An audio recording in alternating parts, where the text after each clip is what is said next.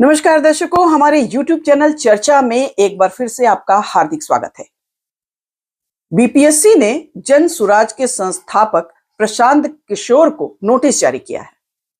ये नोटिस क्यों जारी किया गया है? दरअसल छात्रों के आंदोलन के दौरान प्रशांत किशोर ने बीपीएससी पर धांधली के कई गंभीर आरोप लगाए और इसी को लेकर ये नोटिस जारी हुई है। बिहार में छात्रों के आंदोलन को लेकर राजनीतिक रोटियां सेकने का दौर जारी है। उधर छात्र परेशान हैं। वास्तव में उनकी सुनने वाला कोई नहीं है। आखिर ऐसा क्यों हो रहा है? सरकार इस मामले को लेकर संवेदनशील क्यों नहीं दिखती है? विपक्षी दल महज खानापूर्ति क्यों कर रहे हैं और छात्र बेहाल क्यों हैं? आज हमारी चर्चा इसी पर केंद्रित है। हमारे साथ हैं वरिष्ठ पत्रकार खालिद रशीद जी। खालिद जी, आपका स्वागत है। बहुत धन्यवाद आपका। बहुत दिन बाद हम लोग मिले जी। आज की चर्चा दो पार्ट में रहेगी। पहली तो ये कि जो राजनीतिक दल है छात्र आंदोलन को लेकर जो एक्टिव हुए हैं, वास्तव में क्या एक्टिव हैं, क्या उनकी नीयत साफ है जी, इस पर चर्चा होगी। और दूसरी कि आखिर छात्रों की कोई सुन क्यों नहीं रहा है, उनकी जो डिमांड है नाजायज तो नहीं है। तो पहले तो यही कि प्रशांत किशोर को जो नोटिस जारी हुआ है, क्या वो सही हुआ है, या सरकार का जो रवैया है क्या वो सही है, या अन्य विपक्षी दल का क्या हाल है? देखिए, आपका जो सवाल है प्रशांत किशोर को लेकर, उसका कैटेगरिकल जवाब तो दिया नहीं जा सकता है। ये यस नो वाला सवाल नहीं है कि सही है या गलत है। इसको हम सभी चर्चा में इन विषयों को थोड़ा उसका आकलन करते हैं, एनालिसिस करते हैं और कोशिश ये होती है कि पारदर्शी एनालिसिस हो। तो प्रशांत किशोर को नोटिस दिया जाना, लीगल नोटिस दिया जाना, है ना, उनके बयान जो आए हैं कि भाई बीपीएससी में भ्रष्टाचार है, बीपीएससी में जो उसके जो एजेंट हैं वो जो है सीटों को बेच रहे हैं। 30 लाख से 1.5 करोड़ तक की बोली एक तरह से लगी है। उन्होंने सारे स्टेटमेंट जो दिए हैं आंदोलन अनशन के दौरान, उन सब का एक क्लिपिंग लगाकर उनको लीगल नोटिस जो जारी किया गया उसमें दिया गया है। अब सवाल यह है कि भाई उन्होंने जो आरोप लगाए हैं, है ना, अगर उसका एविडेंस उनके पास है, और जाहिर है प्रशांत किशोर अगर कोई बात कह रहे हैं तो इतने बड़े रणनीतिकार रहे हैं, अब वो पॉलिटिकल पार्टी चला रहे हैं, तो अगर उन्होंने आरोप लगाया है तो कुछ ना कुछ उनके पास मटेरियल होना चाहिए कि अगर भ्रष्टाचार का ये सीधा सीधा आरोप बीपीएससी पर वो लगा रहे हैं तो उनके पास कुछ ना कुछ होना चाहिए। यही बीपीएससी आयोग ने जो लीगल नोटिस उनको जारी किया गया है बीपीएससी की तरफ से, उसमें 7 दिन के अंदर उनसे कहा गया कि भाई 7 दिन के अंदर आप प्रूफ कीजिए, है ना, जो आरोप लगा रहे हैं आप सिद्ध कीजिए। तो अगर प्रशांत किशोर अपनी बात को सिद्ध कर देते हैं, है ना, बिल्कुल, अगर उनको कहीं से इस तरह के जो है कॉन्क्रीट मटेरियल मिले हैं तो जो उनका लीगल नोटिस है उसका जवाब मिल जाएगा कि भाई लीगल नोटिस आपने जो जारी किया तो बीपीएससी की गलती है, ये हुआ। और अगर नहीं है तो फंस जाएंगे। तो प्रशांत किशोर निश्चित रूप से अगर जवाब नहीं दे पाते हैं तो उनकी स्थिति क्या होगी आप समझ सकती हैं। लेकिन बीपीएससी अपने कारनामे से विमुख नहीं हो सकता है।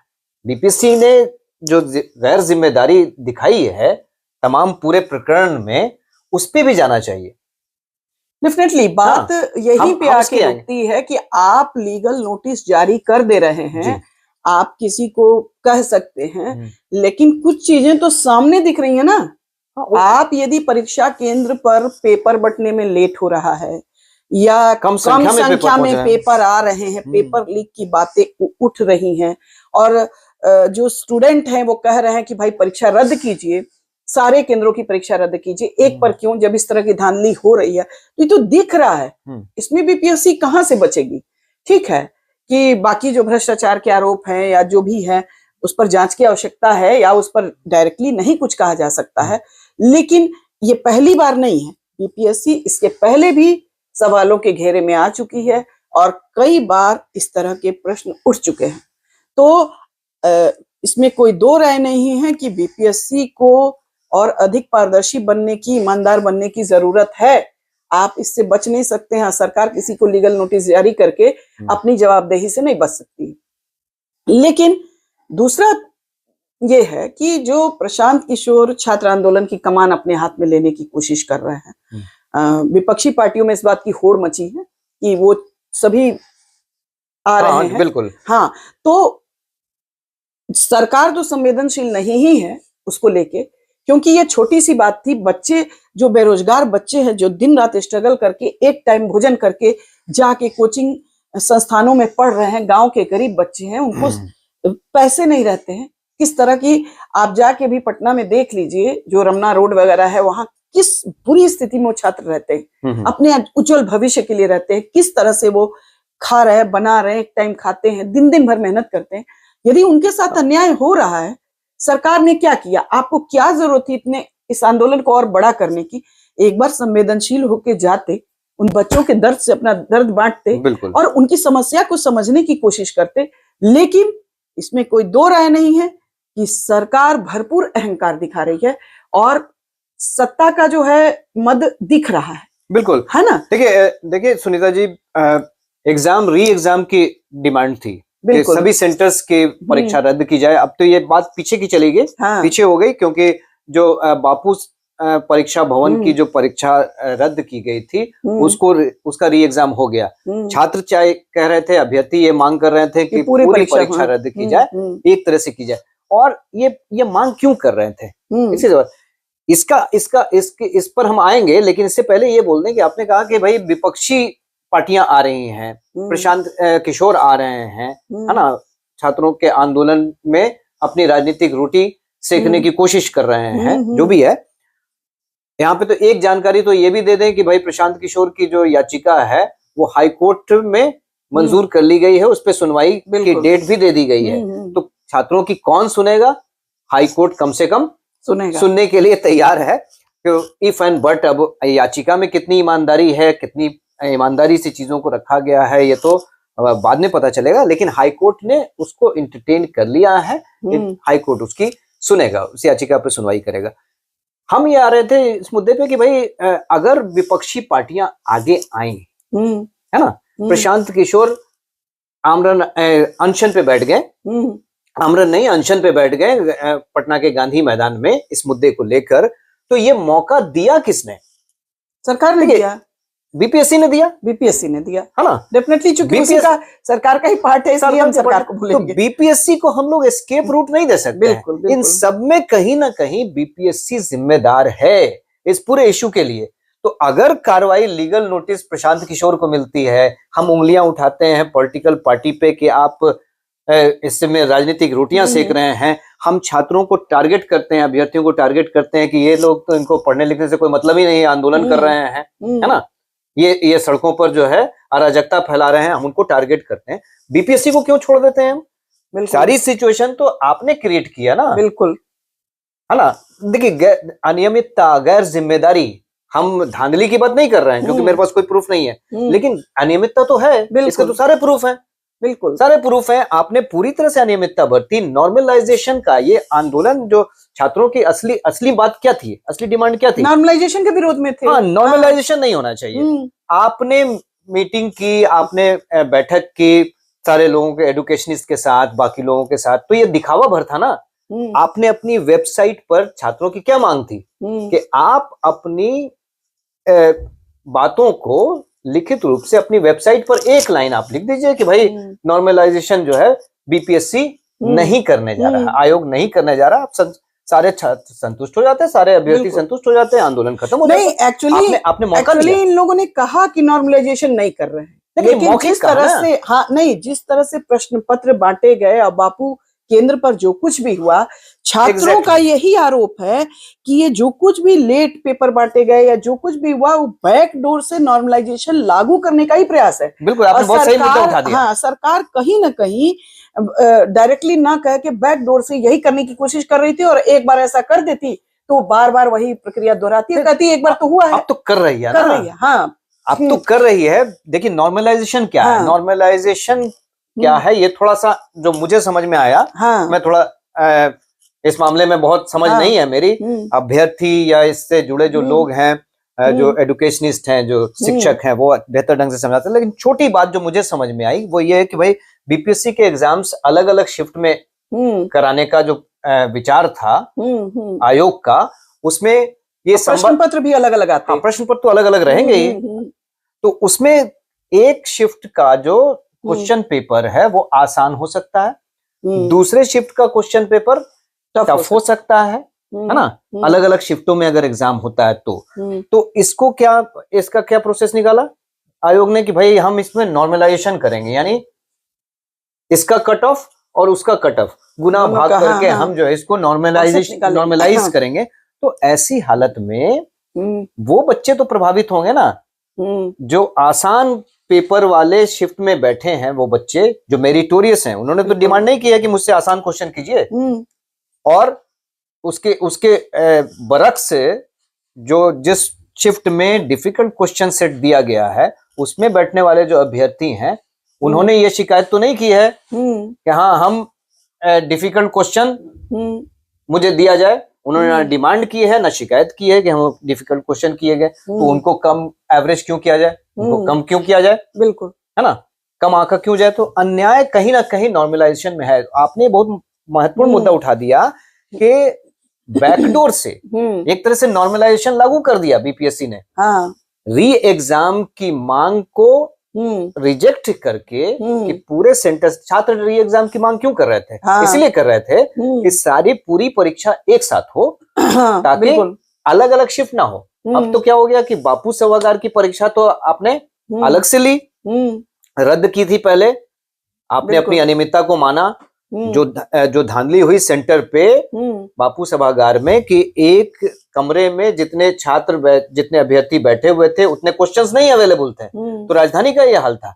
12,000 कैंडिडेट्स की आपने परीक्षा यहाँ पे आयोजित कर दी, इतना बड़ा एग्जाम राजधानी में आप उसको मैनेज नहीं कर सके। क्वेश्चन पेपर उतनी संख्या में नहीं पहुंचे वहां पे, बिल्कुल। लोगों को लेट मिले, अभ्यर्थियों को घंटे भर इंतजार करके जब वो बाहर निकले देखा कि भाई कुछ बाकी जगहों पे लोग पेपर दे रहे हैं, हंगामा वहां से शुरू हो गया। नहीं, और आप छात्रों पर आरोप लगा रहे हैं राजनीति का। किसको इस ठंड में जाके और लाठी खाने का और मार खाने का शौक पड़ा है? आप स्टूडेंट्स की व्यथा को समझ क्यों नहीं रहे हैं? आप पहले से वो बेरोजगारी चरम पर है, उनको नौकरियां नहीं मिल रही हैं, एक एक बच्चा किस तरह नौकरी के लिए स्ट्रगल कर रहा है। आप विपक्षी दल रोटी सेक रहे, आप भी सेक लीजिए भाई। आप जाइए, उनकी समझिए, उनकी व्यथा को, उनकी प्रॉब्लम्स को समझिए, सहानुभूति होनी चाहिए। आप यदि वो कुछ समस्या बता रहे हैं तो उसको दूर करने के लिए आप ही बैठे हैं ना, आप सरकार में हैं, उनकी समस्या कौन दूर करेगा? बिल्कुल। तो ये कोई मतलब नहीं हुआ कि राजनीति का आरोप लगा के और 10 तरह की बातें लगा के आप बच सकते हैं। बहुत सारे स्टूडेंट्स से मेरी बात हुई है जो आंदोलन में नहीं गए, डर के मारे नहीं गए, यदि हम जाएंगे तो मेरे ऊपर सरकार कहीं बाद में कोई एक्शन न ले या एग्जाम में हमारे ऊपर। और बहुत सारे पेरेंट्स लेकिन नाराज हैं, पेरेंट्स अपने बच्चों को कैसे इजाजत दे सकते नहीं दे रहे हैं, डर के मारे, लेकिन नाराज हैं, लोग नाराज हैं। सरकार के रवैये से स्टूडेंट्स बहुत ज्यादा नाराज है, घोर नाराजगी है। जहां तक विपक्ष का सवाल है तो विपक्ष भी रोटी सेकने जा रहा है, दिल से वो भी साथ नहीं दिख रहा है। आप खड़े होइए ना, आप मान लीजिए कि यदि सच में बच्चों के हित में खड़े हो जाए सारे लोग तो कुछ न कुछ सॉल्यूशन निकलता है। देखिए सुनीता जी, मैं जो इस पूरे मुद्दे को देख रहा हूं वो इस तरह से देख रहा हूं कि भाई बीपीएससी अपने को साफ सुथरा दिखाने की कोशिश कर रही है, लेकिन बीपीएससी साफ सुथरी है नहीं, क्योंकि हर स्तर पे कहीं ना कहीं कल्प्रिट जो मुझे दोषी दिखता है वो आयोग ही दिखता है। बिल्कुल भाई, किसने आपको बोला था कि एक सेंटर पे इतने परीक्षार्थियों को बैठाने की व्यवस्था आप कीजिए, इतना बड़ा एग्जाम आयोजित कीजिए, 50 सेंटर्स पे जितने बच्चे बैठते हैं सबको एक सेंटर पे बैठिए। चलिए, बापू परीक्षा भवन बहुत बड़ा है ना, लेकिन क्वेश्चन तो सभी को मिलेगा ना।